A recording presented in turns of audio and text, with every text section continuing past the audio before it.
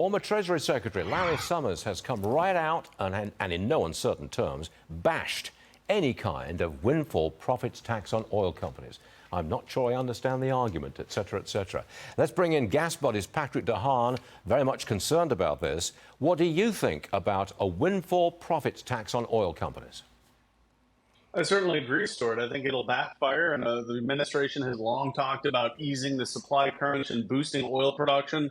A windfall tax certainly does the opposite, and again, it provides more language that would likely give the industry cold feet to raising production. Some good news, Stuart, here though this morning, moments ago, diesel inventories did pick up a small 400,000 barrels. So there's been a lot said, including your segment here just a moment ago talking about diesel. It looks like inventories did pick up a little bit here in the last week, but overall, the situation is incredibly tight.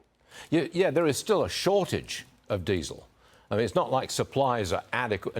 No, that's the wrong word to use. It's not like there's a lot of supply. And as I understand it, this is a refinery problem. And you cannot turn a refinery problem around anytime soon. Yeah, that's exactly it, Stuart. Now, we've lost refining capacity because of conversions to renewable diesel, which the government has incentivized. We've also lost refineries due to COVID shutdowns. We've seen fires, hurricanes shutting down refining capacity as well. So we're doing more with less, refining capacity down 1 million barrels from where we were in 2019. That's about 5%.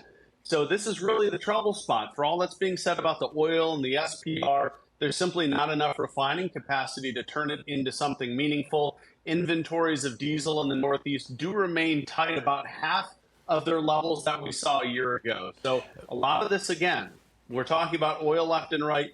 The real story is a lack of refining capacity. I just want to get this from someone in the field, the CEO of Mansfield Energy, really sounding off on this diesel shortage. Just listen to this, Patrick. Roll tape.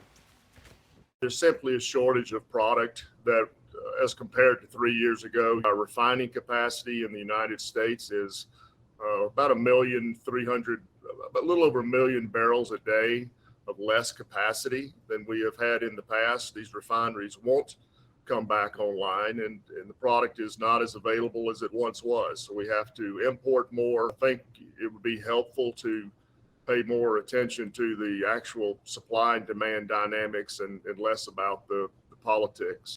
Patrick, if you've got a supply shortage, surely you have a price increase coming right at us, don't we?